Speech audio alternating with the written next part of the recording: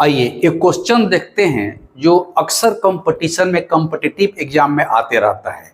वह complete concept पर आधारित क्वेश्चन है। अगर आप बनाने का प्रयास कीजिएगा तो थोड़ा वक्त लगेगा, लेकिन जैसे ही आपका कॉन्सेप्ट क्लियर हो जाएगा वह सेकेंडों में बन सकता है। जैसे क्वेश्चन कहता है कि 8 सेंटीमीटर त्रिज्या वाले ठोस गोला से 2 सेंटीमीटर त्रिज्या वाले कितनी गोलियां बनाई जा सकती है। अब यहाँ पर इसका कॉन्सेप्ट यही है कि कहीं भी इस तरह का अगर क्वेश्चन मिले कि एक स्ट्रक्चर को पिघला करके दूसरा स्ट्रक्चर तैयार किया जा रहा है तो उसमें नंबर पूछेगा कि बड़ा स्ट्रक्चर। सब इसी में जैसे मान लीजिए कि यह 8 सेंटीमीटर का एक मेरे पास बड़ा ठोस गोला है, इसका रेडियस यहाँ पर है 8 सेंटीमीटर।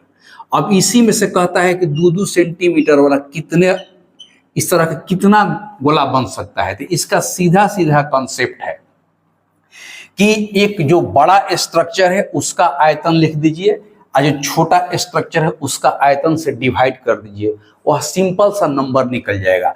अब जैसे मान लीजिए कि इसका ऊपर लिखिएगा बड़े भाग का आयतन, हम बता देते हैं बड़े भाग का आयतन, एकदम कॉन्सेप्ट समझ लीजिए, डिवाइडेड बाई छोटे भाग का आयतन, यही कॉन्सेप्ट है। मान लीजिए कि यह गोला से गोला बन रहा है, हो सकता है क्यूब से गोला बने, हो सकता है गोला से क्यूब बने। कॉन्सेप्ट एक ही है कि जहां भी एक चीज को पिघला करके दूसरा चीज बन रहा है तो उसका आयतन यानी कि वॉल्यूम ही ऐसा चीज है कि वह बदल नहीं सकता है। एक बड़ा स्ट्रक्चर का वॉल्यूम अगर उससे छोटा छोटा कोई चीज बन रहा है तो उसको जोड़ देंगे तो बड़े के बराबर आ जाएगा। तो अब जहां भी नंबर की बात आएगी यही आपका हो जाएगा नंबर। अब यहाँ पर मान लीजिए कि बड़े भाग का आयतन, बड़ा भाग एक गोला है तो इसका आयतन होता है 4/3 पाई आर क्यूब डिवाइडेड बाई छोटे भाग का आयतन, तो इसका भी वही होगा 4/3, इसका स्मॉल आर करते हैं आर क्यूब। तो देखिए ये दो कॉमन चीज जिसमें है ये दोनों कट गया। ये क्यों कट गया? क्योंकि गोला से गोला बन रहा है तो ये दोनों कट गया, तो बचा क्या r cube by r cube. अब सिंपल सा फॉर्मूला बन गया कि capital r divided small r का क्यूब।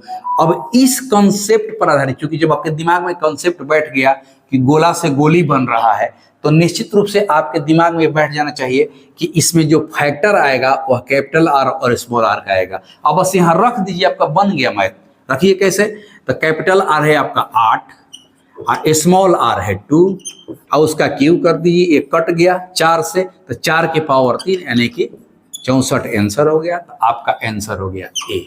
सिंपल सा चीज है, जहां भी ऐसा क्वेश्चन मिले तो इसी तरह से उसका सॉल्यूशन सिंपल वे में निकाला जाता है सेकेंडों में। क्योंकि अब इतना हम एक्सप्लेनेशन बता दिए, लेकिन फाइनली करना क्या है आर बाई आर। कहीं भी क्वेश्चन इस तरह से मिले तो उसको आप इजी वे में सोल्व कर सकते हैं।